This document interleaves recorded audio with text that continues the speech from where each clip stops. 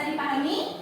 Nah, nanti silakan secara bergantian mungkin bisa menuliskan atau mungkin kalau tidak menuliskan ya ini aja, menyampaikan secara lisan pengennya kelasnya seperti apa. Nanti apakah yang lain sepakat atau tidak nanti bisa didiskusikan secara bersama. Jadi nanti hanya mendampingi saja, menambahi beberapa, mungkin kalau ada yang bahasa kosakatanya kurang bagus nanti dibikin bagus. Bisa dipahami? Oke, sekarang silakan mulai memikirkan secara pribadi seperti apa kelasmu. Pribadi boleh. Ya, ada yang ditanyakan nggak sebelumnya? Nggak? Paham semua? Oke, kalau paham silakan mulai diskusi dari sekarang.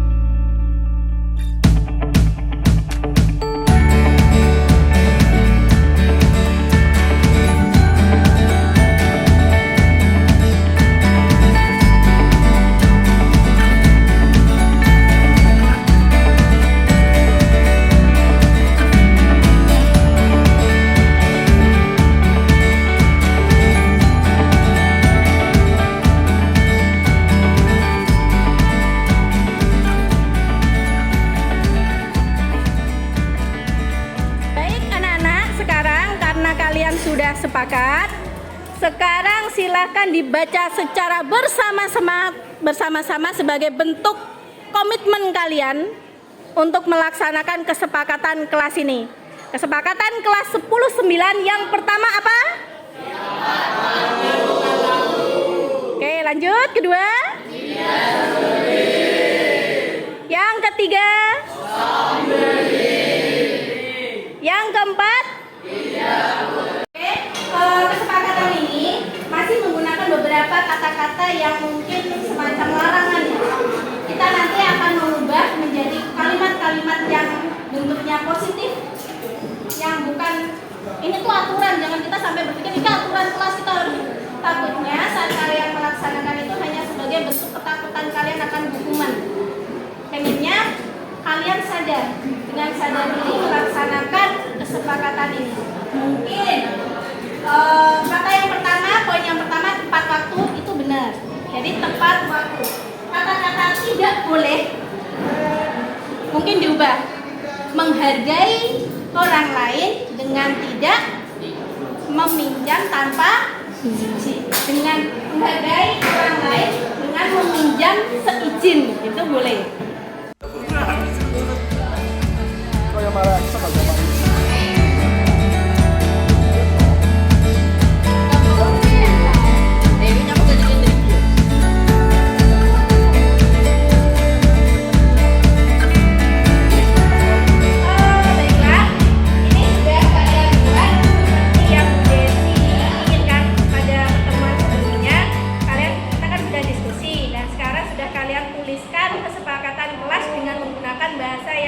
Lebih positif, jadi bukan berupa larangan ataupun yang lainnya.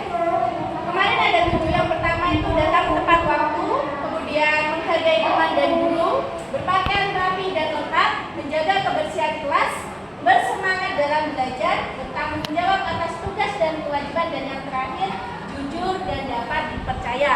Nah, kemarin kan ada yang bilang jangan mengambil barang milik temennya, itu masuk berarti nilainya ya. Kemudian nggak boleh kemarin bullying, kemudian nggak boleh julid, berarti itu nanti menghargai teman dan guru. Nggak boleh main HP, nggak boleh makan. Nah, ini sudah masuk ke dengan bahasa yang lebih baik. Nah, sekarang karena sudah jadi, Bu Desi minta untuk perwakilan murid menandatangani secara simbolis kesepakatan kelas di depan. Ayo, siapa yuk?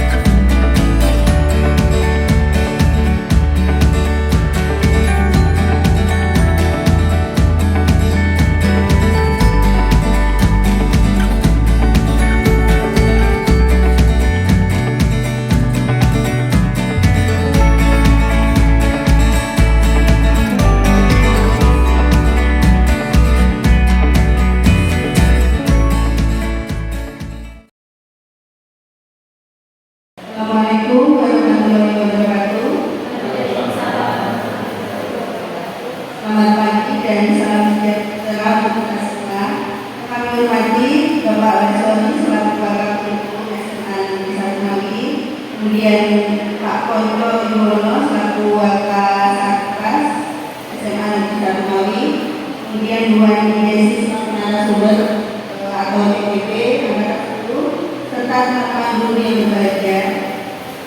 Kedua, kita karena telah diberi nikmat berupa kesehatan dan kesempatan untuk menghadiri pertemuan ini, sebagaimana telah diketahui, pagi ini kita akan mengikuti diseminasi budaya positif pendidikan guru penggerak angkatan 10 oleh Ibu Andi Jesi. Saya selaku moderator terlebih dahulu akan menjelaskan ketentuan sesi dari pertemuan ini ya.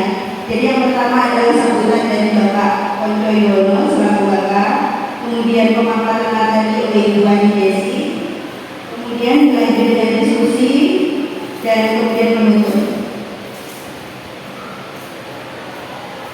Selanjutnya acara yang pertama yaitu sambutan dari Bapak Konco Yono. Untuk Bapak Yono, silakan memberikan satu kata-kata.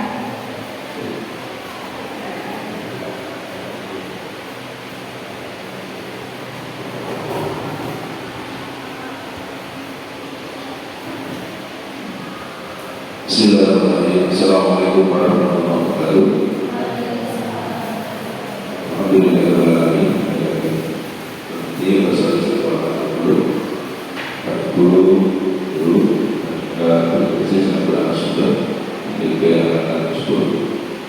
Oleh itu kita sampaikan kalau kita ada satu sekolah kalau sekolah ada sekolah saya di awal di Indonesia ada sekalian. Kemudian pendidikan sama itu orang sekolah kepentingan dari sekalian. Oleh itu saya ingin menjelaskan saja bahwa nanti Indonesia akan melakukan diseminasi budaya karena beliau sudah mendapat pelatihan JPK anak 10 tentang budaya positif dan kali ini akan memberikan pemahaman kepada guru. Kan nanti kalau ada penyampaiannya mungkin ada yang kurang, ada yang menyampaikan itu silahkan nanti kita diskusi dengan guru direksi sekolah tersebut. Mudah-mudahan dari ini kita semuanya di Bapak Guru punya pemahaman yang sama, maka itu budaya positif. Karena saya Bapak Guru masih berhasil organisasi dan lembaga untuk menggunakan diseminasi budaya positif mudah-mudahan tidak manfaat. Sekian, terima kasih. Assalamualaikum warahmatullahi wabarakatuh.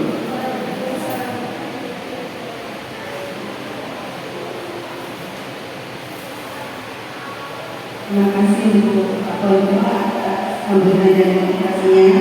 Kemudian awal saja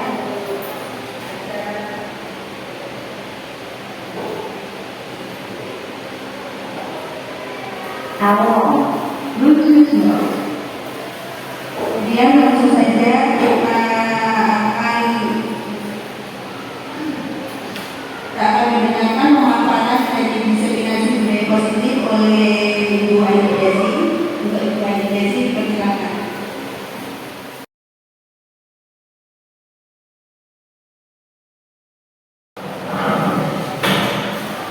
Baik, terima kasih atas waktu yang telah diberikan. Sebelumnya, Assalamualaikum warahmatullahi wabarakatuh. Perkenankan saya di sini untuk menyampaikan hasil pemahaman saya setelah mempelajari materi budaya positif pelajaran guru penggerak angkatan 10, khususnya pada materi budaya positif ini dan penerapannya di SMA Negeri 1 Ngawi.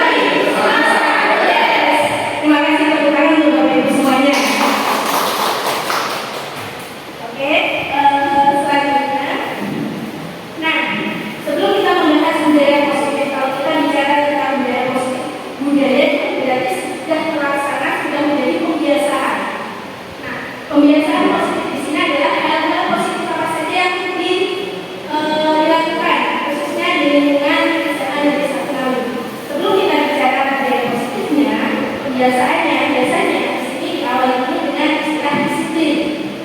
Kalau dengan kata disiplin menurut Bapak Ibu semuanya, apa yang terlintas di pemikiran Bapak Ibu semuanya? Kalau mendengar kata disiplin, disiplin itu seperti apa? Itu apa dia? Oke. Tepat waktu. Oke, selain itu kita ada lagi Bapak Ibu yang lain. Kalau disiplin, laksanakan sesuatu sesuai dengan aturannya. Nah, berarti tadi tepat waktu, aturan. Nah, pasti kalau kita bicara tentang aturan, tepat waktu, itu nanti pasti kalau kita melanggar, pasti ada sanksinya. Ya enggak? Oke. Nah, harapannya kalau ada kedisiplinan, pastinya anak-anak itu patuh. Ya dong, betul. Nah, di sini secara awal orang kalau mendengar kata disiplin itu biasanya wujud dari kepatuhan seseorang. Jadi seseorang dikatakan patuh nanti biasanya dihubungkan dengan disiplin.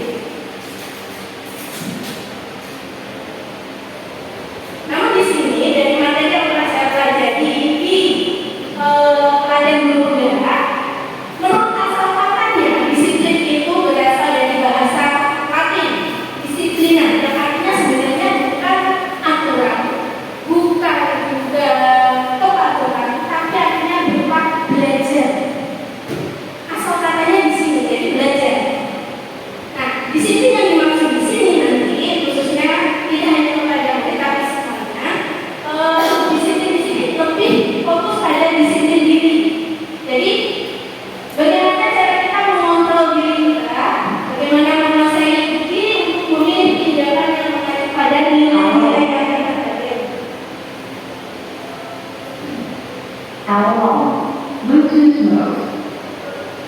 Nah, itu sekarang kita lagi. Jadi bagaimana menguasai diri untuk memilih tindakan yang mengacu pada nilai-nilai yang kita hargai. Jadi saat kita melakukan sesuatu, biasanya kita ada kontrolnya diri kita. Nah, itu pasti dikaitkan dengan nilai. Nah, nilai-nilai di sini adalah nilai-nilai yang kita bahas selanjutnya tentang nilai-nilai kebajikan.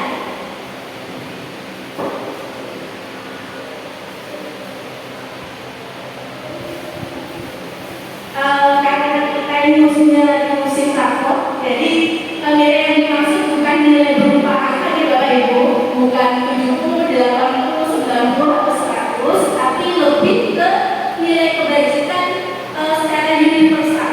Jadi saat orang A itu menganggap baik, maka kita pun juga akan menganggap baik. Saat orang B mengatakan tidak baik, kita juga menganggapnya tidak baik.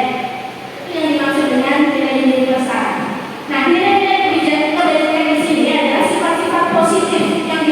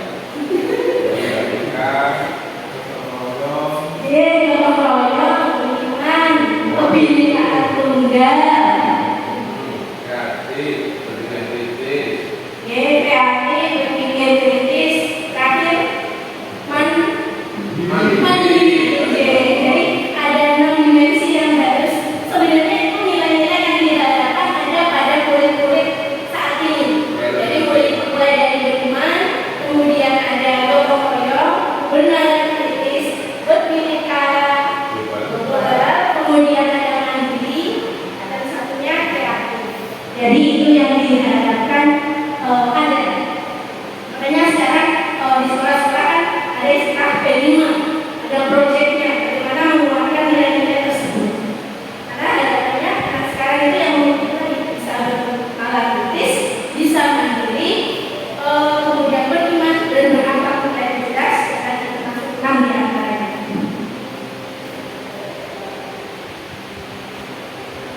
Nah sekarang kita refleksi sebentar. Nilai-nilai kebajikan apa yang Bapak Ibu berusaha tanamkan pada murid-murid Bapak Ibu semuanya di kelas dan sekolah Anda? Mungkin ada yang mau berpendapat di sini? Monggo Bapak. Tujuan. Oke. Selanjutnya sebentar. Disiplin Bu. Oke, disiplin. Ada lagi? Jawab. Oke, Bapak. Lanjut jawab. Tadi kejujuran, disiplin, bertanggung jawab. Mungkin nilai-nilai yang lain pun juga ada. Pasti Bapak Ibu semuanya sebenarnya dalam hati nurani ada mimpi itu sebenarnya. Dan sekarang pun kita sedang berusaha menanamkan itu pada peserta kita, pada murid-murid kita. Itu ya.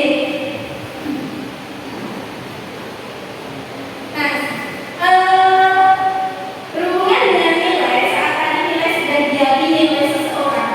Misal, seseorang sudah diyakini dirinya itu harus memiliki nilai jujur, misal, atau disiplin, misalnya seperti itu. Nah,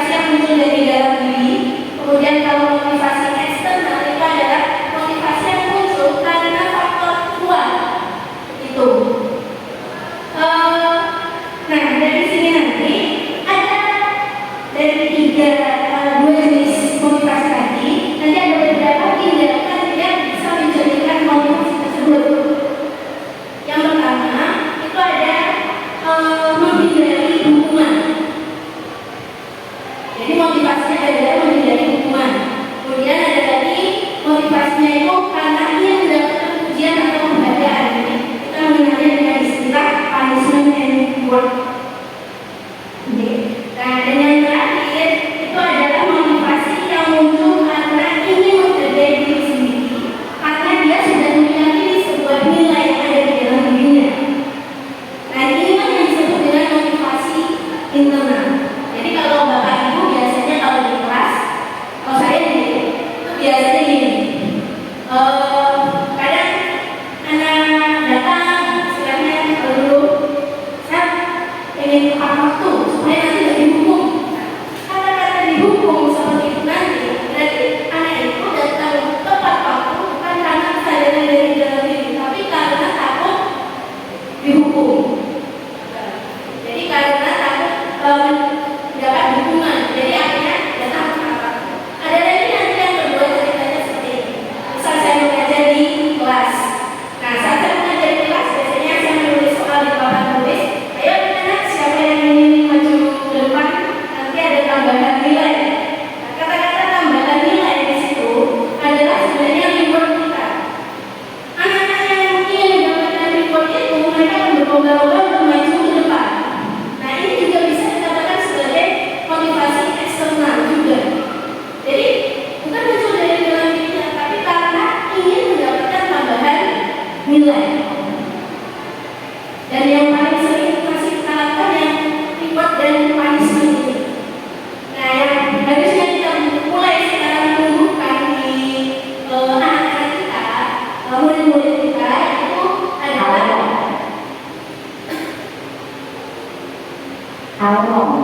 Bluetooth mode. adalah tentang penyadaran diri bahwa saat dia masuk sekolah tepat waktu, saat dia mengerjakan soal terdepan itu karena kesadaran dia. Oh, saya datang tepat waktu karena saya harus melakukan ini. Bukan karena aturan sekolah, karena saya sudah terbiasa bangun pagi, berangkat pagi. Kemudian yang ingin maju ke depan bukan karena nilai, tapi karena saya maju ke depan karena saya ingin juga jika nanti ada kesalahan bisa jadi nanti saya akan semakin menyimpang karena akan dijelaskan oleh Bapak Ibu guru yang saat itu. Jadi kesadaran diri bukan karena faktor yang lain.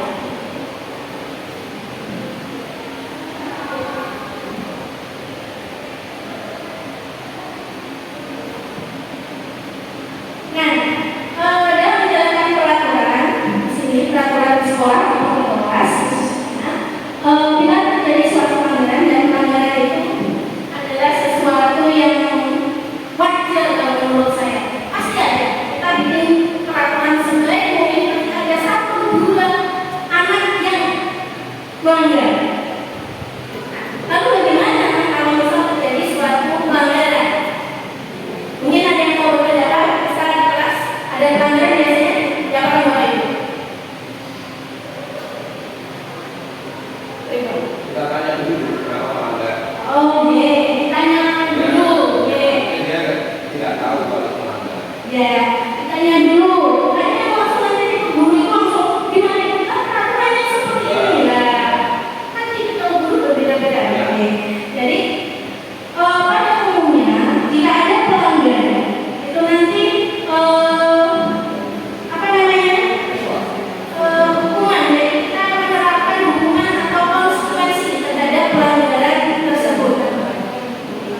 Nah, jadi ada 2 istilah, hukuman atau konsekuensi. Menurut Bapak Ibu semuanya, sama nggak hukuman dan konsekuensi itu? Hukuman sama konsekuensi itu sama apa bukan? Konsekuensi itu Ribon 14. Beda ya? Bedanya Ribon 14. Oke, konsekuensi itu akibat perbuatan kita. Yang positif atau negatif. Oke. Hukuman Oke. sesuatu yang diberikan kepada kita karena atas pelanggaran yang kita laksanakan. Oke, kalau pelanggaran hukuman itu kita dapat dari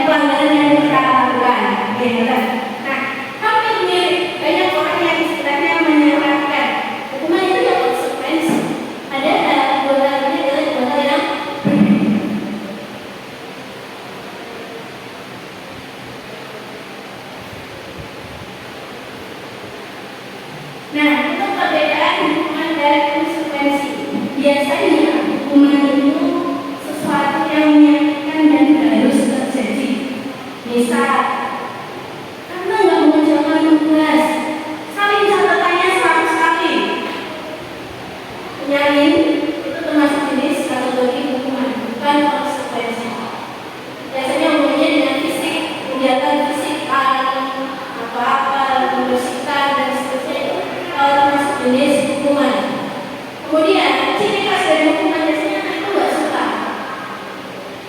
Biasanya nggak suka dengan apa yang terjadi saat hukuman itu. Kemudian sifatnya paksaan, mau tidak mau anak harus melaksanakan. Jadi kita tidak negosiasi lagi. Jadi kita istilahnya aturannya seperti ini, hukumannya seperti ini. Jadi anak tidak diberi kebebasan untuk ditanya dulu seperti tadi, bagaimana baiknya, kenapa bisa terjadi, tidak langsung anak melanggar hukumannya ini. Itu jenis hukuman. Kemudian, nah dampak dari hukuman ini nanti konsepnya yang buruk. Terlebih anak nanti kalau melakukan kesalahan dia sembunyi-sembunyi karena takut dihukum lagi. Ini ada lambat jawab di belakang, sembunyi-sembunyi supaya tidak ketahuan. Kemudian dampaknya nanti ada rasa marah, rasa bersalah, belum melakukan, itu adalah jenis dari hukuman. Lain halnya dengan konsekuensi. Konsekuensi itu sudah akibat, ada kesalahan. Bluetooth mode. Kalau konsekuensi itu adalah sesuatu yang harus terjadi, tapi sama seperti hukuman. Hukuman di sini sifatnya itu nggak lama, tapi jangka pendek, hanya membuat anak itu merasa tidak nyaman dari konsekuensi. Anak menumpahkan gelas dalam air.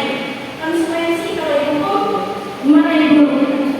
Tapi kalau konsekuensi, kalau dia menumpahkan berarti dia harus membersihkan tanpa apa istilahnya marah-marah agar kita memberitahu dan seterusnya.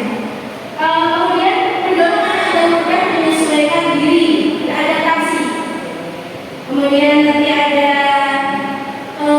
anak belajar mematuhi peraturan, bukan lagi dia sembunyi-sembunyi, tapi dia belajar. Jadi memotivasi diri supaya dia mau menyesuaikan dengan aturan yang sudah berlaku.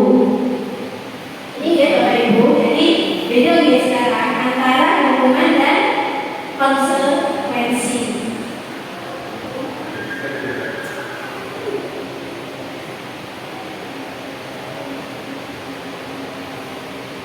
Nah, dari yang saya pelajari di pelatihan guru bela ini, ada satu istilah yang sangat menarik bagi saya, karena menurut saya ini materi ini itu tidak hanya bisa diterapkan pada murid-murid kita, tapi juga anak kita.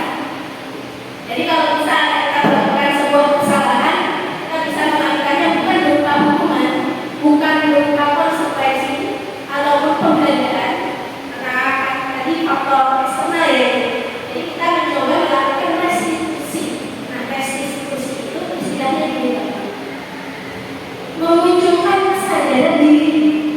Jadi anak itu sadar bahwa perbuatan ini salah dan dia akan mencari solusinya sendiri supaya tidak mengulanginya di kemudian hari. Yang jelas ini ada tanggapan-tanggapannya berbeda dengan hukuman dan konsekuensi tadi.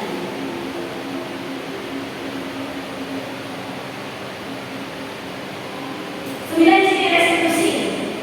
Ini ada belajar dari kesalahan, kemudian memperbaiki hubungan, tawaran, dari kita menawarkan. Anak itu akan belajar berpikir dengan sendirinya. Bukan kita memaksa anak untuk melakukan A, B, dan C, tapi anak akan memilih. Saya kesalahannya apa yang harus saya perbaiki. Jadi itu muncul dari dalam pikiran. Jadi kita hanya memilih saja sama mengarahkan, bukan mendikte anak. Kemudian di sini tujuannya adalah kesadaran diri sehingga anak tidak melakukan kesalahan atau pelanggaran yang serupa di kemudian hari. Restitusi juga pada dasarnya adalah memenuhi kebutuhan yang diinginkan oleh anak. Kemudian di sini fokus pada perubahan karakter, bukan hanya tindakan sesaat.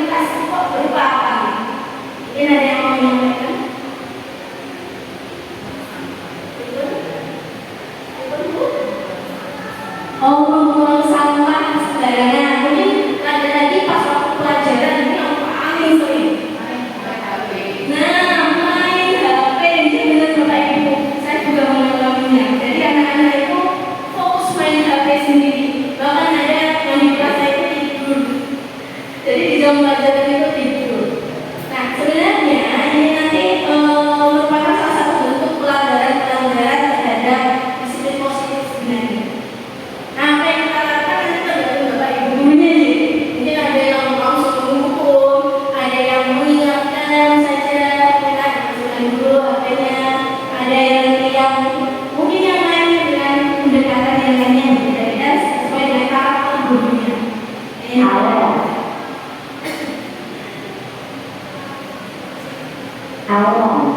Bluetooth mode.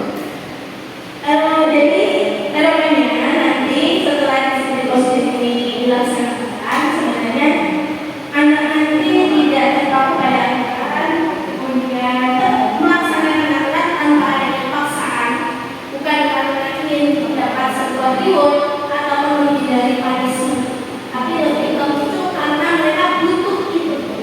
Kesadaran saya butuh berangkat tadi, saya butuh memperhatikan pelajaran, saya butuh istilahnya mengerjakan tugas tepat waktu, bukan karena dukungan dari Bapak Ibu ataupun reward yang ditawarkan oleh Bapak Ibu. Nah, untuk memudahkannya biasanya ada istilah, ini istilah di pelatihan saya ini, tapi mungkin yang lebih dikenal Bapak Ibu itu istilahnya kesepakatan kelas. Bapak Ibu di sini sudah melakukan kesepakatan kelas modern? Sudah? Rata-rata sudah. Nah, kesepakatan kelas ini kalau saya amati itu ada dua jenis. Kesepakatan yang dilakukan di rumah. Jadi saat pelajaran itu berlangsung, dan kesepakatan yang dilakukan oleh wali kelas di awal biasanya. Nah, kalau di rumah saya yakin semuanya punya kesepakatan masing-masing dan berbeda-beda. Nah, yang di sini yang saya akan tawarkan kepada Bapak Ibu semuanya itu adalah bagaimana menerapkan kesepakatan kelas itu supaya anak itu tidak hanya pada materi tertentu saja, tapi bisa diterapkan untuk semua materi. Jadi nggak harus dulu yang apa mengulanginya. Cukup satu kesepakatan tapi berlaku untuk semuanya. Nah, itulah yang kita kenal dengan istilah dalam pelatihan yang saya pelajari, istilahnya adalah keyakinan kelas.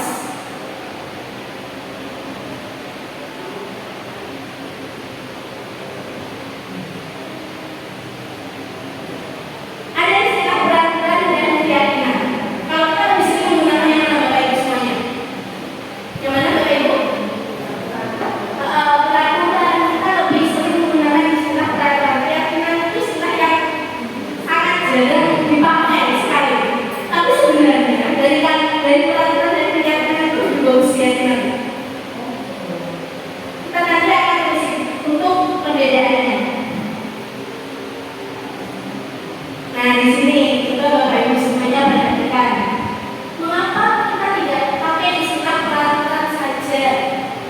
Mengapa harus keyakinan kelas? Ini ada beberapa kasus. Kasus yang pertama, mengapa kita memiliki peraturan harus menggunakan helm bila mengendarai kendaraan roda 2? Ayo Bapak Ibu, mungkin monggo.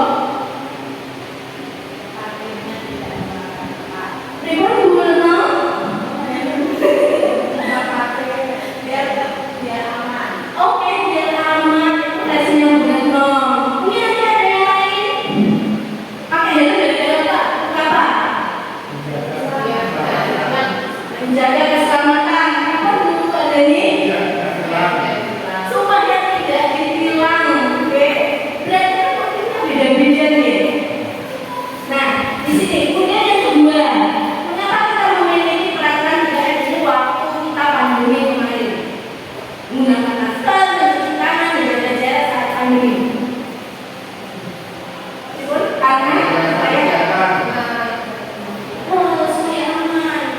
Kemudian ada yang karena melakukan itu aturannya di tempat itu ya seperti itu, misalnya seperti itu. Jadi kita harus ikutin. Dan yang terakhir, mengapa kita memiliki peraturan harus datang tepat waktu pada saat di sekolah? Tidak terlambat, tidak dihukum. Nah, di sini nanti ada perbedaan istilahnya. Dari persidangan ini, dari tadi yang kasus pertama, kita harus pakai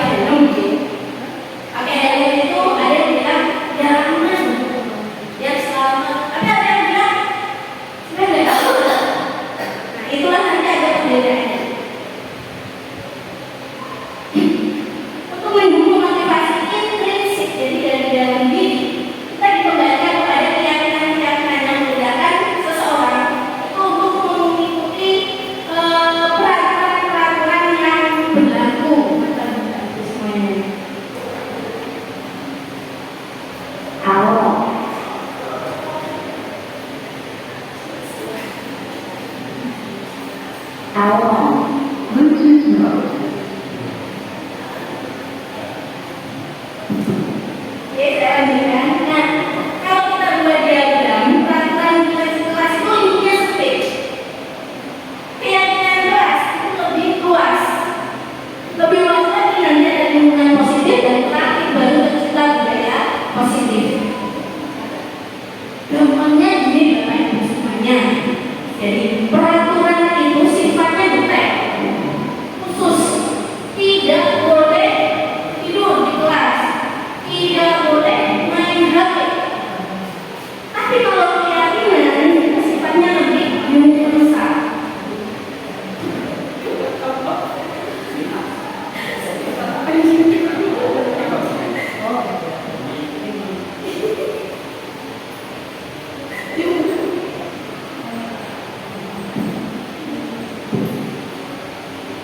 Saya lanjutkan lagi. Jadi untuk peraturan itu biasanya lebih detail. Biasanya tidak boleh ini, tidak boleh itu dalam kelas. Nah, tapi kalau keyakinan itu bersifatnya lebih universal, menggunakan kata-kata yang lebih umum. Contoh, menghargai orang lain itu keyakinan. Tindakannya berupa apa saja? Kira-kira yang bisa diwujudkan dengan menghargai orang lain dalam kelas. Bicara dengan sopan. Jadi tidak boleh berkata kotor. Kemudian tidak boleh main HP saat pembelajaran. Jadi istilah dari keyakinan itu adalah yang lebih umum. Jadi kita bisa menerapkan banyak perilaku di dalamnya. Hanya dengan satu kata menghargai orang lain, itu nanti kita bisa memasukkan banyak tindakan di dalamnya. Jadi saat anak nanti misal tidur di kelas saat kemudian menerangkan, menghargai boleh? Tidak, itu masuk di dalamnya. Saat anak main HP sendiri, menghargai itu boleh? Tidak, kan seperti itu.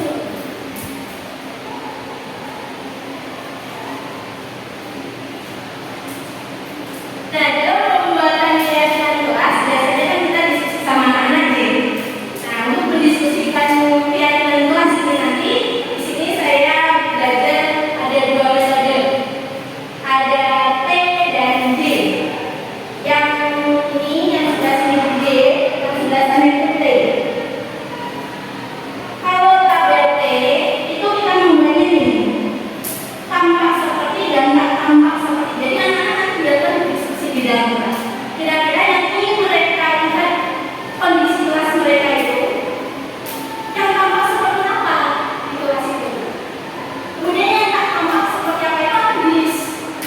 Nah, baru nanti dari hasil tulisan yang banyak sekali, pasti setiap anak punya keinginan, punya ide masing-masing deh. Nah, itu nanti kita akan merumuskan dalam satu atau dua atau tiga keyakinan kelas. Seperti yang saya bilang tadi di awal, tidak menggunakan HP saat pembelajaran, tidak tidur di kelas, tidak berkata kotor, berbicara yang sopan, itu bisa masuk dalam satu keyakinan kelas, menghargai orang lain. Jadi seperti itu. Jadi keyakinan kelas itu lebih sedikit nanti. Kalau yang ditulis aja di apa di tembok itu nanti lebih sedikit. Kemudian yang tabel D ini lebih ada tiga komponen. Jadi pengennya terlihat seperti apa, terbingungannya seperti apa, dan berperilakunya seperti apa. Itu kalau tabel D. Itu Bapak Ibu bisa nanti mengkreasikan sendiri. Kalau ingin menerapkan sebentar lagi kan anak yang baru J. Itu nanti bisa diterapkan sebagai Bapak Ibu di kelas, kelasnya masing-masing. Kita pelajaran baru itu biasa nanti Bapak Ibu. Jadi atau pembelajaran saat awal tahun itu bisa anak-anak itu diajak rembuh bareng. Bagaimana keyakinan kelas yang ingin muncul, yang ingin mereka yakini, yang ingin mereka sepakati di dalam kelas mereka masing-masing. Di mana keyakinan ini nanti bisa dipakai tidak hanya pada mata pelajaran Bapak Ibu saja, tapi bisa dipakai ke semua mata pelajaran. Dan nanti ditempel di tembok supaya Bapak Ibu yang masuk itu juga bisa melihat, oh kelas ini sudah punya keyakinan kelas seperti ini. Jadi nanti Awal Bluetooth mode. Jadi nanti kalau ada tindakan-tindakan yang dapat pelanggaran yang perlu kita salah, itu nanti kita bisa kembalikan ke keyakinan yang sudah mereka sepakati di awal. Jadi kemungkinan ini Bapak Ibu. Jadi kita tidak terlalu banyak merinci peraturan kelas yang banyak. Sampai ini nggak ini. Tapi langsung satu atau tiga kalimat di situ, tapi sudah mencakup bisa semuanya.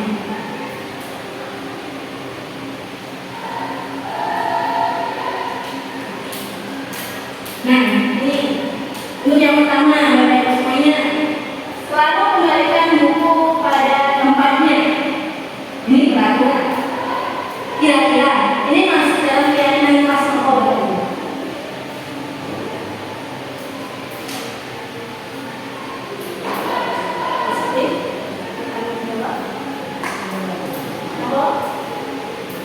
Kalau mengembalikan buku pada tempatnya berarti tanggung jawab. Kemudian dilarang mengganggu orang lain, menghargai, kemudian hadir di sekolah 15 menit sebelum pembelajaran dimulai, disiplin, kemudian dilarang melakukan kekerasan, bisa menghargai, kemudian dilarang menggunakan narkoba dan seterusnya, merokok dan seterusnya. Ini peraturan, tapi kalau keyakinannya berupa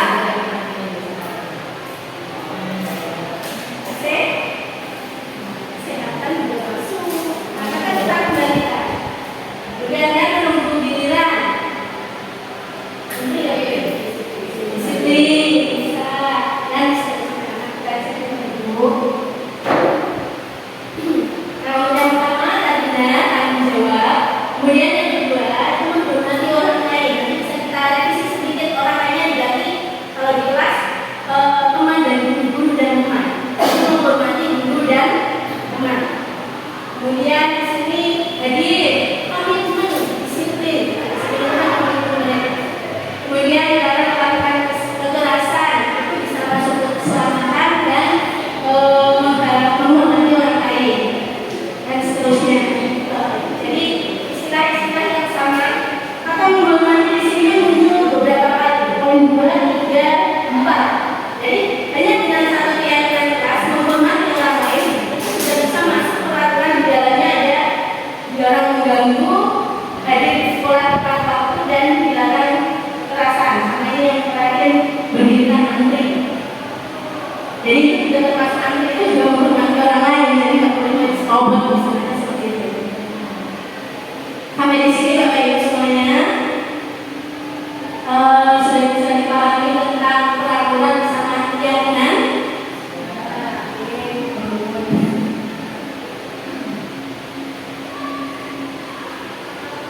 Nah ini tadi keyakinan itu sifatnya lebih abstrak, lebih luas. Keyakinan yang luas berupa pernyataan universal. Keyakinan kelas senantiasa dibuat dalam bentuk positif. Nah ini berbahasa yang tahu. Bukan berupa larangan dan jangan, tidak boleh. Itu kalimat-kalimat negatif.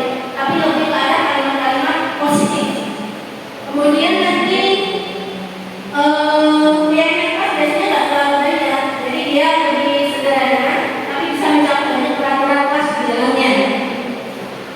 Nah, kalau sudah didiskusikan, nanti bisa ditulis kembali dan harapannya semua warga kelas nanti siapapun di situ, baik guru, baik murid, baik siapapun yang berkunjung ke kelas itu yang harus menghargai keyakinan di kelas tersebut. Dan biasanya keyakinan kelas itu yang membuat mereka sendiri, jadi murid sendiri, guru hanya mendampingi mengatakan saja. Mereka itu pengennya seperti apa, kita umum fasilitasi saja.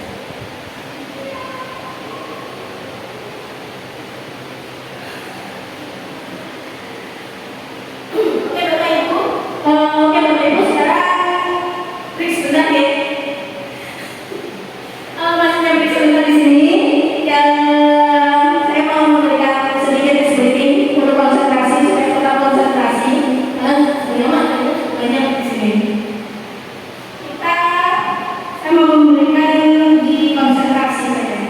How long? How long? Bluetooth mode. Kata kuncinya adalah ikuti apa yang saya ucapkan. Oke, saya. Oke, ya fokus Bapak Ibu. Ikuti apa yang saya ucapkan. Bola, bola, bola, bola, bola kardus, bola kardus, bola, bola, bola, bola, bola, kardus, kardus. Oke, ada berapa bola? Demon, tapi Bapak Ibu dari semuanya fokus ya. Masih ada yang bingung? Nah, kata kuncinya adalah apa yang saya ucapkan, tirukan. Nah, jadi di sini bisa dipakai nanti kalau jam-jam rawan. Biasanya saya jam-jam siang. Karena sudah mengantuk, sudah capek, konsentrasinya pasti sudah hilang. Itu diajakin konsentrasi. Kadang saya pakai istilahnya di kelas itu sedikit matematika dasar. Tapi anak dari mulai kayak gitu kalau di kelas. Nah ini bisa dipakai nanti di saat pembelajaran. Nah selanjutnya, dan ini saya sampaikan tentang kebutuhan dasar manusia. Nah sebenarnya keyakinan kelas itu kan sebenarnya mereka menyampaikan itu berdasarkan apa yang mereka butuhkan. Saya pengen itu kelas saya seperti ini. Oke. Nah setiap anak saya yakin di kelas itu pasti punya kebutuhan dasar. Kita pun juga sama. Nah kebutuhan dasar manusia itu ada 5. Bertahan hidup, kasih sayang dan rasa diterima, penguasaan, kesenangan, dan kebebasan. Nah ini juga yang diinginkan murid-murid kita. Saat istilahnya bisa ada kasus anak tidur di kelas, kira-kira dia butuh apa Bapak Ibu? Kalau tidur di kelas butuh apa Bapak Ibu? Kebebasan. Ada lagi? Kenapa Bapak Ibu kalau tidur? Biasanya itu ada lagi nanti anak itu di kelas bikin pasti aneh terus. Ada aja yang diomongin, tapi nggak penting. Tapi penting tapi nggak penting. Pasti dia butuh sesuatu. Biasanya butuh apa Bapak Ibu? Nah, benar, perhatian. Nah ini sebenarnya yang harus kita lakukan sebagai guru. Istilahnya anak itu kenapa melakukan hal seperti itu sebenarnya dia butuh apa? Supaya nanti kita bisa tahu, oh kalau butuh ini kita bisa coba membantu memberi solusi untuk memenuhinya. Nah sekarang saya mau melakukan kegiatan. Sekarang ada panduannya masing-masing tidak di samping Bapak Ibu. Mungkin Bu Rata sama Bu Ati bisa bergabung di sini supaya bisa melakukan sedikit game di sini. Sekarang silakan Bapak Ibu memposisikan diri sebagai A dan B. Serah mau bebas. Nanti anggap saya tidak ada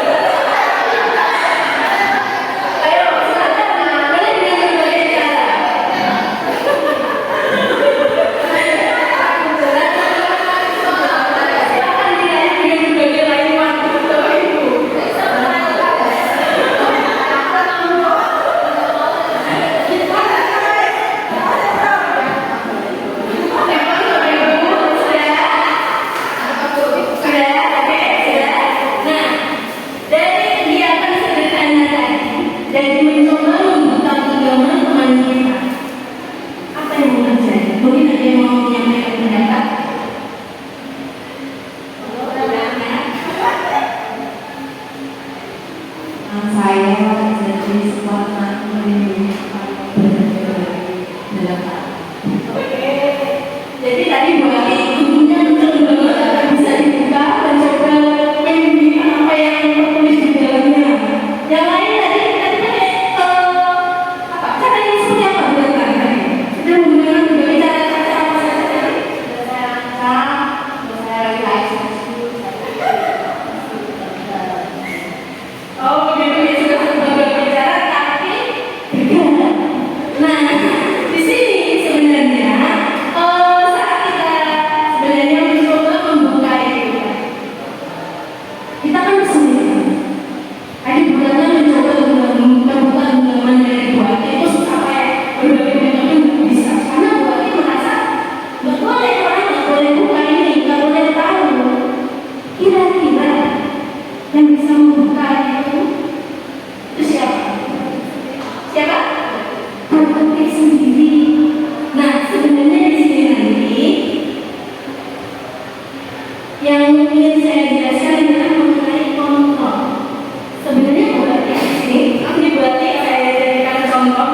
Buatnya itu sebenarnya punya kontrol diri. Dia bisa saja membuka saat itu, membiarkan mainan terbuka dan mengatakannya kepada beratnya. Tapi tidak dilakukan oleh buatnya. Dia punya kontrol yang kuat. Kalau dia mau, dia pasti akan membuka. Sedangkan buatnya dengan berbagai metode dan caranya yang susah payah, nggak berhasil.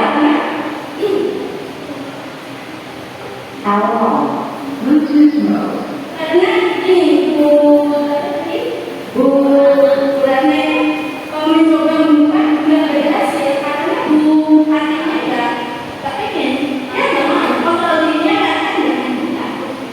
Nah di sinilah nanti mereka sama halnya seperti murid kita buka itu semuanya. Jadi kalau di kelas sebenarnya kan begini, kalau menurut kita kalau dulu kita berpikir bahwa murid kita itu kosong, kertas seperti kosong gitu. Tapi kalau sekarang versinya kalau setelah saya mempelajari di pelatihan guru ini, bukan lagi kosong, tapi murid-murid kita itu sebenarnya sudah ada isinya. Terlebih murid SMA, yang banyak sekali berarti.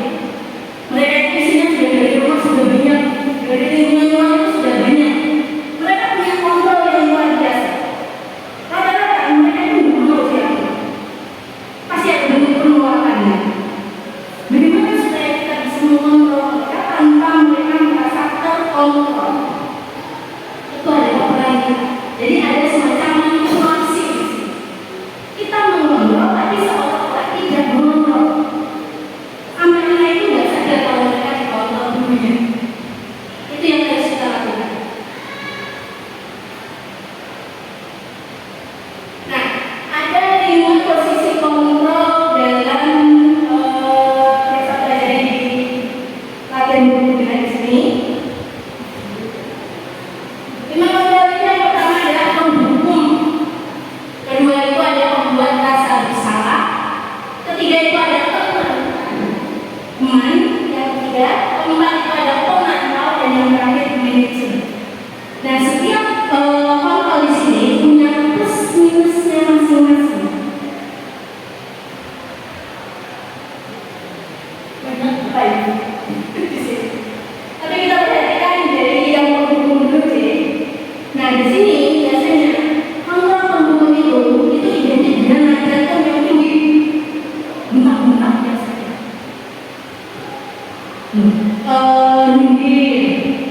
Nyindir, kemudian selanjutnya nyindir lah. Itu langsung ada dari penghukum di sini. Kemudian juga berkata biasanya, kalau kamu tidak melakukannya, awas ya. Awas ya, dengan intonasi nada yang keras. Itu adalah metode penghukum. Ini nanti bisa kita gunakan sudah di rumah. Tidak hanya murid tapi sudah. Hasilnya, bukannya semakin nurut, mereka akan semakin berontak. Apalagi anak SMA.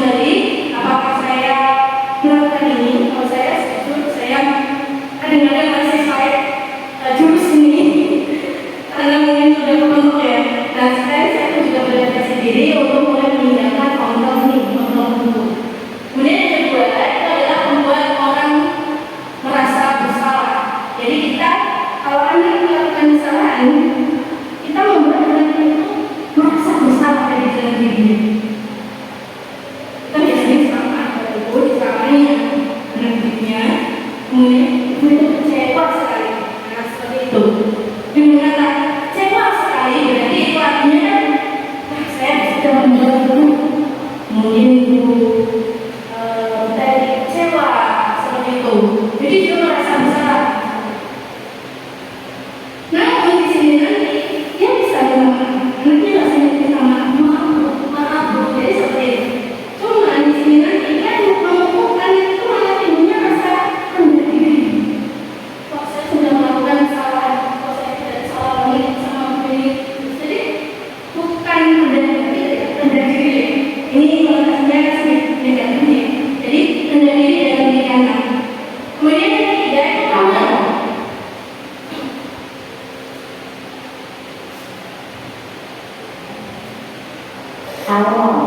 Bluetooth mode. Untuk yang ketiga itu teman, jadi kita memposisikan diri sebagai seorang teman. Jadi, ayolah lakukan bapak ibu ini, berkasihan bersama bapak ibu guru seperti ini. Sudah capek-capek bawa alat bawa bimbingan. Itu sebenarnya, ayo dong ucapan, ibu dong, kayak gitu. Itu sebenarnya memposisikan kita untuk melaksanakan kontrol kita sebagai teman terhadap murid-murid kita. Kemudian, nah biasanya di sini nanti kalau anak yang suka pada guru, dia menuntut banget sama guru. Posisinya di sini. Kalau sudah menganggap guru itu Kristinya, istilahnya seperti itu, dia akan menurut sekali dengan apa yang disampaikan oleh guru tersebut. Namun pertanyaannya, apakah itu nanti bisa berlaku untuk guru yang lain? Kalau sudah menurut dengan pada guru itu, dia hanya menganggap Kristinya guru A. Materi ini dianggap basicnya kelas penuh dengan kualitas yang tidak MIPA 2. Tapi apakah nanti juga dianggap basic untuk MIPA 3 dan MIPA 4? Belum tentu. Mungkin MIPA 2 karena MIPA jadi dianggap basicnya di situ temannya. Jadi apapun yang disampaikan oleh Bunda pasti menurut kelas MIPA 2. Tapi saat Bunda nanti menerapkan di MIPA 3, MIPA 4, apakah keserupa reaksi serupa akan terjadi kira-kira belum tentu berapa ini teman itu ada plus-minus ya. Kita hanya kita pada anak tertentu saja. Kemudian keempat itu ada kontrol pemantau. Jadi di sini guru itu mantau evaluasi. Lebih dikenal lagi ya dikasih tahu evaluasi ya. Jadi ciri anak yang dikontrol oleh pemantau ini, dia kalau ada gurunya guru harus tuh. Tapi kalau nggak ada gurunya, nggak mau. Jadi dia hanya merasa tidak pasal betul tersebut. Nah, di sini saya menambahkan posisi kelima itu posisi manajer. Posisi manajer inilah nanti di mana kita memanajemen mengelola bagaimana anak tersebut menyadari apa yang dilakukannya kesalahan atau bukan. Jadi mereka akan menilai sendiri. Kemudian kita kembalikan ke keyakinan kelas, mereka melakukan dari apa, kita akan kembalikan ke keyakinan kelas yang mereka sudah sepakati, kemudian kita akan mencari solusinya sendiri. Kita cuma melakukan tidak mudah untuk anak zaman sekarang. Jadi memang butuh ketelatenan di sini untuk yang kontrol manajer. Tapi efeknya luar biasa Bapak Ibu. Jadi kalau ini nanti bisa dilaksanakan dan bisa benar anak itu tanpa kita awasi, tanpa harus kita bersukai dan seterusnya, anak kita akan secara otomatis melakukan hal terbaik. Itu enaknya nanti kalau sudah terbentuk.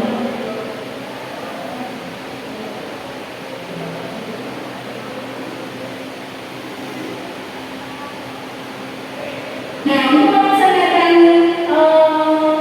kontrol manajer tadi, misal Anda melakukan sebuah pelanggaran di kelas atau dengan Bapak Ibu atau di sekolah, nanti bisa kita terapkan dengan segitiga restitusi. Itu di situ segitiga restitusi di sini. Jadi ada 3 tahapan untuk menangani siswa yang bermasalah atau siswa yang melakukan pelanggaran. Yang pertama adalah menstabilkan identitas, memvalidasi kebutuhan, dan yang terakhir menanyakan keyakinan.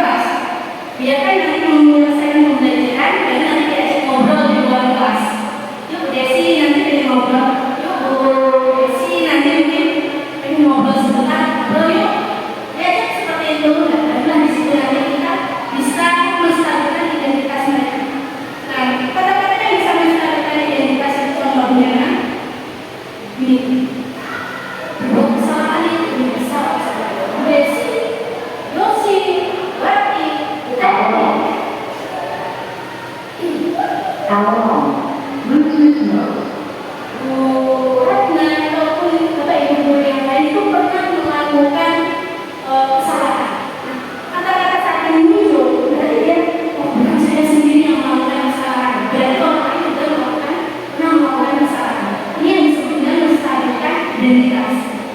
Kemudian di sini Bapak Ibu itu tidak tertarik mencari tahu siapa yang benar, siapa yang salah. Dia tidak cari solusinya benar-benar. Ya sudah, jangan dikatakan orang lain seperti kita selesaikan mencari solusinya. Kata-kata ini sebenarnya ngedum, mendinginkan mungkin emosi yang memuncak. Nah itu kita dinginkan dulu emosinya, kita stabilkan dulu. Setelah anak itu stabil, baru kita beri informasi. Dengan memvalidasi kebutuhan. Kebutuhan apa sebenarnya dibutuhkan? Bisa mereka melakukan belanja dan di sini nanti.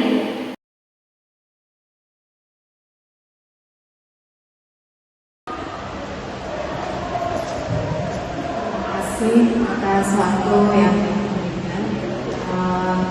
Saya ini sharing aja ya. Tadi yang disampaikan mengenai restitusi tadi sudah pernah saya lakukan. Tapi kalau menurut saya tidak semudah membalikan telapak tangan, jadi tidak tiba-tiba anak itu berubah. Jadi prosesnya itu tidak sebentar, tapi kalau menurut saya lama sekali. Seperti anak yang terlambat tadi, anak yang terlambat, saya berusaha untuk tidak menghukumnya, tapi saya tanya kenapa terlambat, bagaimana supaya mengatasi supaya tidak terlambat. Antaranya seperti itu. Anak itu juga bisa menjawabnya. Jadi terlambat karena mama itu belajar. Terus bagaimana supaya tidak terlambat? Macam-macam. Ada yang pakai sedeker supaya kalau pagi itu dia dibangunkan oleh bunyi sedeker itu. Terus ada yang dibangunkan oleh orang tuanya, ada yang dibangunkan dirinya sendiri. Bagaimana konsekuensinya apabila terlambat? Dia menjawab, ya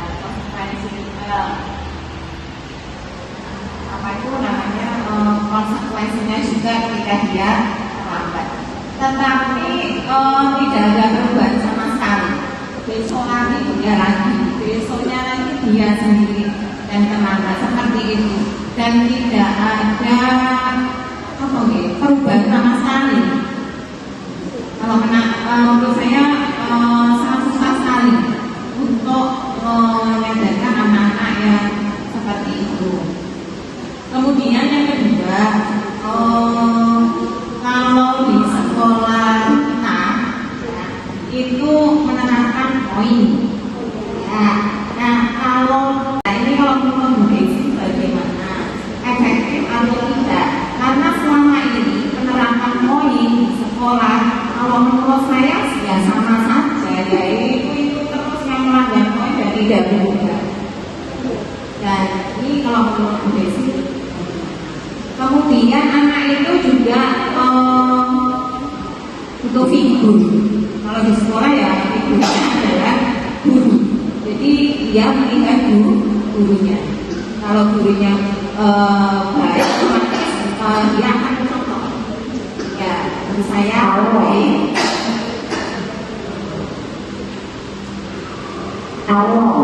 Bluetooth mode. Kembali lagi ke figur. Nanti kalau di sekolah kan figurnya guru. Jadi misalnya kalau gurunya gondrong, anak didiknya disuruh cukur rambut, ya pasti lihat gurunya. Guru saya juga gondrong, pasti akan melihat figur gurunya. Kalau gurunya misalnya bicaranya agak keras, mungkin itu juga mempengaruhi anak didiknya juga. Jadi itu juga membutuhkan contoh guru dari guru sendiri. Nah, kalau tadi Bu Desi memberikan restitusi keyakinan dan lain sebagainya itu untuk kita, ini apakah berlaku pada guru? Karena sebenarnya guru itu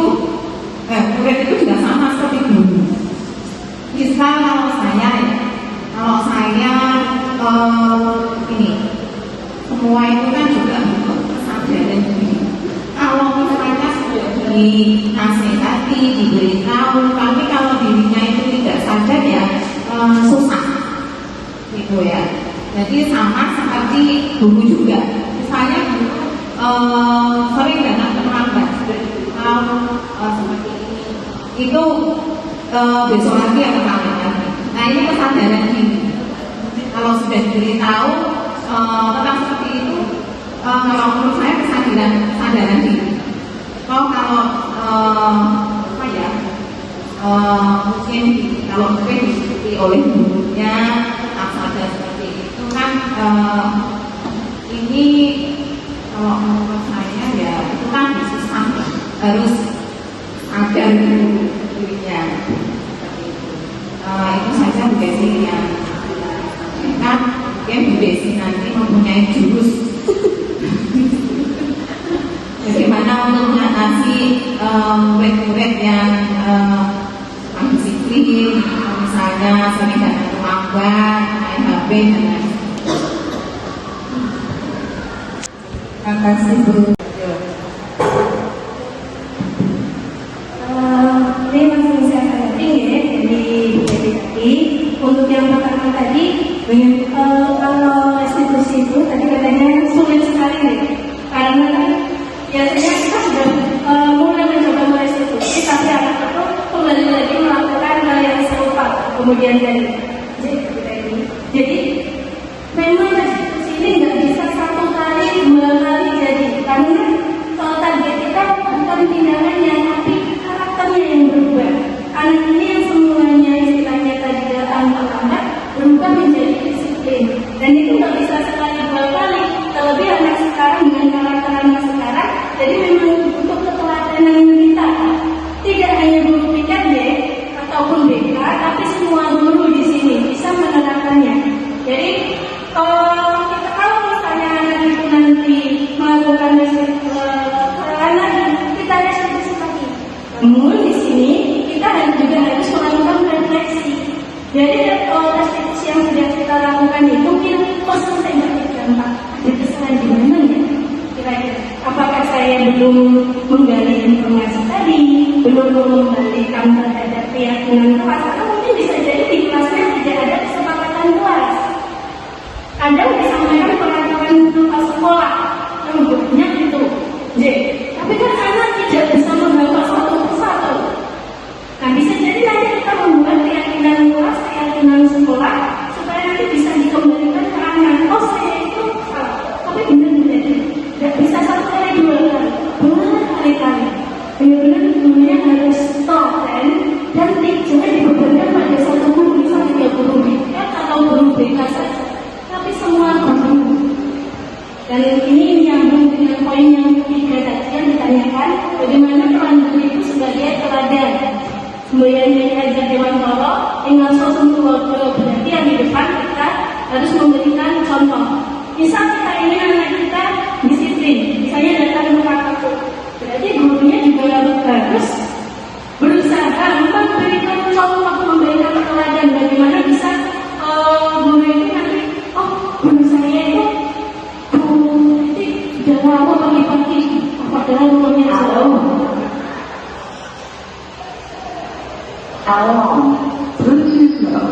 Padahal rumahnya jauh deh. Jadi saya juga harus mengolah ya. Terus saya harus berusaha memberikan contoh, memberikan teladan bagaimana bisa guru ini nanti, oh guru saya itu sudah lama pagi-pagi, padahal rumahnya jauh.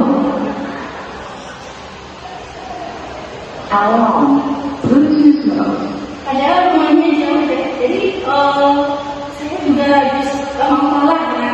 Terus tapi sebaliknya kalau misalnya kita sering terlambat tuh, nanti juga akan berdampak pada mereka.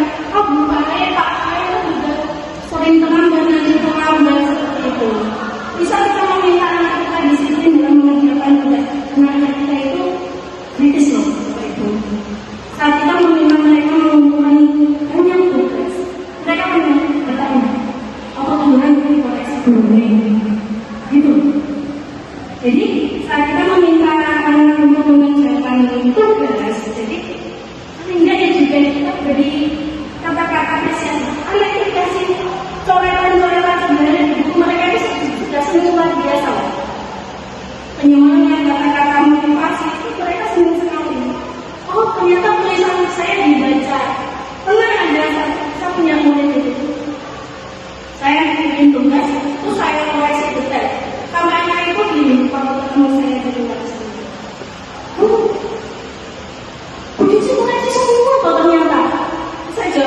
materinya mau saya dikoreksi.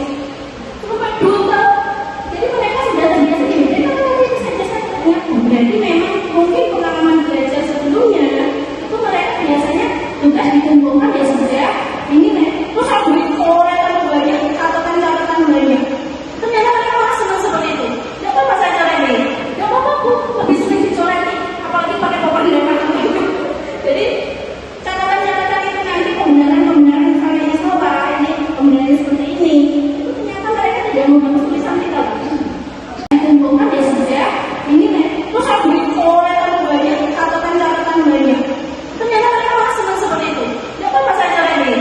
Tidak apa-apa Bu, lebih sering dicoret nih. Apalagi pakai papan di depan itu. Jadi catatan-catatan itu nanti pembenaran kalian semua ini pembenaran seperti ini. Itu ternyata mereka tidak membantu tulisan kita. Bukan misalnya tulisan kita dicoret di tip kemudian nanti diganti dengan tulisan kita yang lebih bagus, enggak. Tulisan kita yang menjadikan coretan itu dari buku mereka. Itu yang bagus Bu, bacanya lebih buku. Jadi memang dengan guru itu benar-benar berarti harus memberi contoh. Misal kita ingin anak kita rambutnya tidak gondrong, bapak-bapaknya juga, bapak-bapak guru di sini juga harus mencontohkan penampilan yang rapi. Tuh. Dan memang harus continue. Jadi nggak bisa 1-2 kali kita mengubah karakter itu sulit. Benar-benar harus telaten. Tapi kalau kita sudah bisa tenang, itu pasti itu mereka akan ada perubahan. Meskipun nggak drastis, tapi ini perubahan itu nanti bisa kita catat. Oh si anak ini hari ini nggak terlambat, bisa kita apresiasi. Alhamdulillah, nah ini loh, kayak ini terus bukan nggak terlambat. Misalnya kita ketemu di kelas seperti itu. Biasanya dia terlambat, jadi kita beri apresiasi. Dan itu memang butuh perhatian. Mungkin karena kita dulu kesibukannya juga banyak, tugasnya banyak ya. Saya menyadari itu, makanya di sini butuh kolaborasi semua guru. Jadi satu visi, satu misi, satu misi. Bagaimana menunjukkan budaya positif itu di sekolah kita, sekolah tercinta kita. Kemudian untuk masalah poin tadi. Memang poin itu nanti upaya kita untuk mendisiplinkan anak itu masih masuk kategori eksternal ya, punishment, semacam punishment. Jadi kita memaksa anak melakukan itu supaya tidak terkena poin.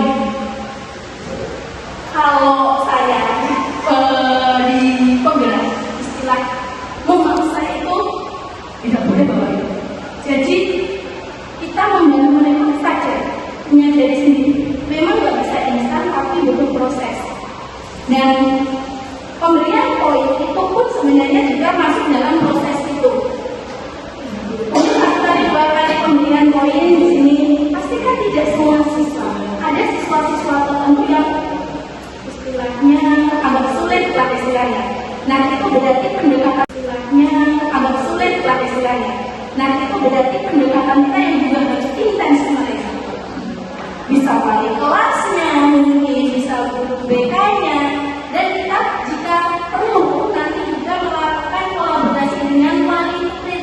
Jadi tidak hanya di sekolah pembiasaan itu. Jadi disiplin itu tidak hanya di lingkungan sekolah, tapi juga bisa diterapkan di rumah.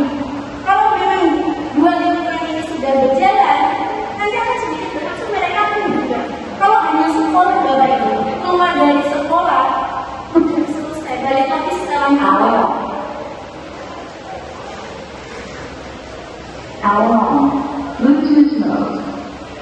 Jadi mungkin kalau tes saya ini tadi ada jurusnya, karena ini mungkin akhir tahun ya. Nanti kan awal tahun yang kelas 11 naik 12, kelas 10 naik kelas 11 itu kan merombak lagi kelasnya. Karena kan ada peminatan gitu ya, ada paket-paket kelas. Kemudian nanti yang kelas 10 kan jelas baru. Nah ini sebenarnya bisa dijadikan momen sebenarnya. Momen penting yang pertama mungkin mulai kita menerapkan membuat kesepakatan kelas. Nah kesepakatan kelas ini nanti mungkin bisa dikumpulkan semua wali kelas. Kita membuat kesepakatan yang ingin keyakinan kelas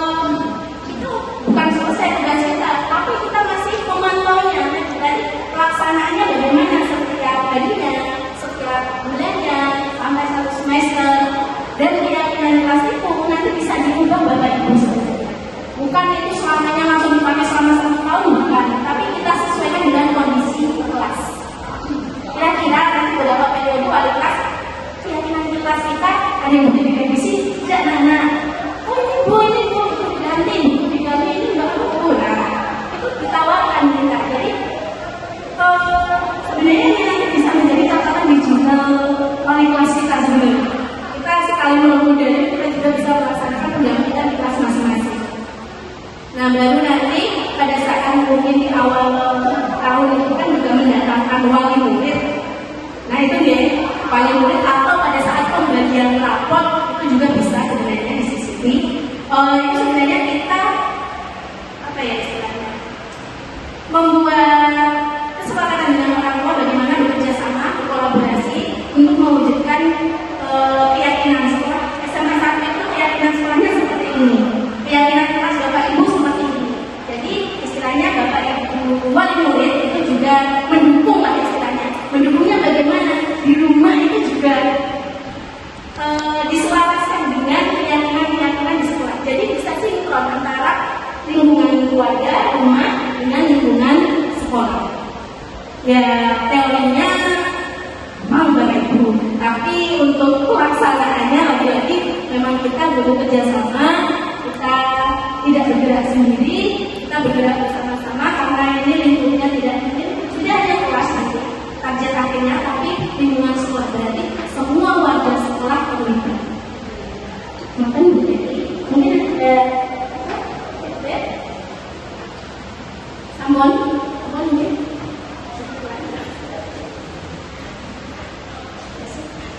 Terima kasih, ada pertanyaan lagi. Dan yang mau tanya ternyata sudah ditanyakan. Sudah cukup ya. Jadi sekalian dari diskusi yang terjadi pada hari ini ya, kalau kita sebutkan tadi apa tadi? Budaya positif di sekolah tidak dapat diciptakan secara instan ya, berarti ya. Dalam penerapan budaya positif di sekolah kita tuntunan dan teladan tentang kolaborasi dari kita semua sebagai guru dan wali murid. Saya ucapkan terima kasih kepada seluruh teman-teman atas perhatian dan antusiasmenya dalam kegiatan hari ini. Semoga kegiatan ini mendatangkan manfaat bagi